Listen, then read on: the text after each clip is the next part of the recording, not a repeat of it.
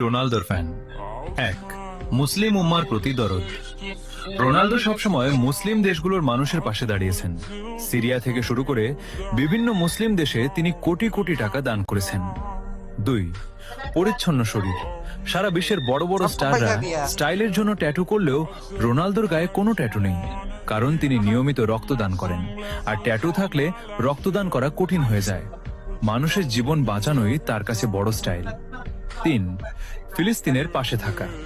যখন বড় বড় সেলিব্রিটিরা চুপ থাকে, তখন রোনালদো বারবার ফিলিস্তিনের মজলুম মানুষের জন্য সাহায্য পাঠিয়েছেন এবং তাদের সমর্থন করেছেন। চার, নেশা মুক্ত জীবন। ছোটবেলায় নিজের বাবাকে মদ্যপানের কারণে হারাতে দেখেছিলেন বলে তিনি প্রতিজ্ঞা করেছিলেন জীবনে কখনো মদ বা নেশা ছুবেন না।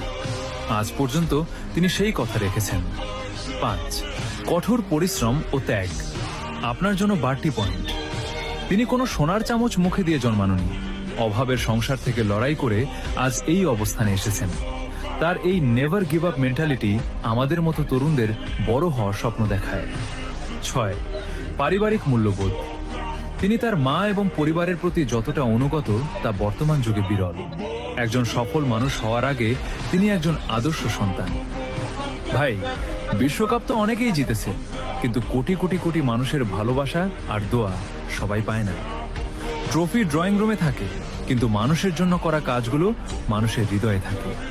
আমি কোনো ট্রফির ফ্যান না, আমি একটা আদর্শের ফ্যান, যার নাম ক্রিশ্চিয়ানো রোনালদো।